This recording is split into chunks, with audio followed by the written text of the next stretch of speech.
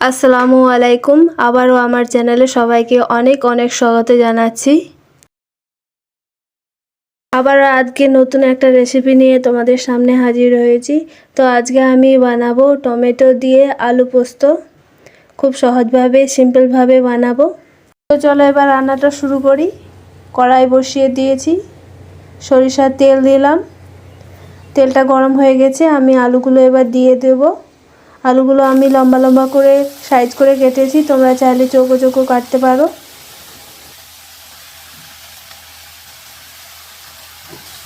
দিলাম নুন দেওয়ার পর আমি আলুটা একটু নেড়ে চেড়ে নেব। এবার দিলাম পেঁয়াজ,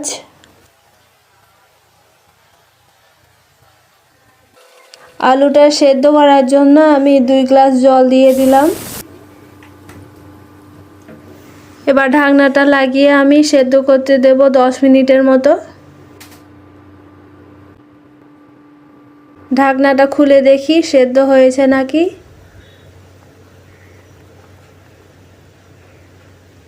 সেদ্ধ হয়ে গেছে। 3টে টমেটো নিয়েছি, কড়াইয়ে দিয়ে দিলাম সরিষার তেল, আমি কুচি করে কেটে রেখেছিলাম, দিয়ে দিলাম লবণ, দিলাম একটু, দিয়ে আমি ভালো করে নেড়ে চেড়ে টমেটোটা আমি ভেজে নেব।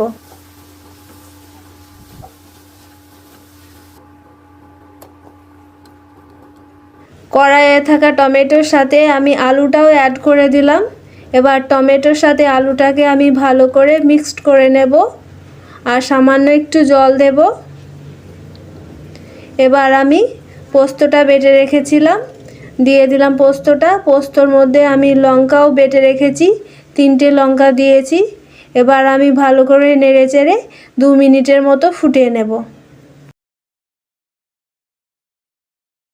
তোমরাও এভাবে একদিন টমেটো দিয়ে আলু পোস্ত রান্না করে দেখো, আশা করি খুব ভালো রান্না হবে। এটা গরম ভাতের সাথে জাস্ট অসাধারণ লাগে খেতে। রান্নাটা আমাদের কমপ্লিট হয়ে গেছে। এবার আমরা গরম গরম পরিবেশন করব ভাতের সাথে। ভিডিওটি যদি সামান্য পরিমাণেও ভালো লেগে থাকে তাহলে ছেড়ে যাওয়ার আগে অবশ্যই একটা লাইক করো।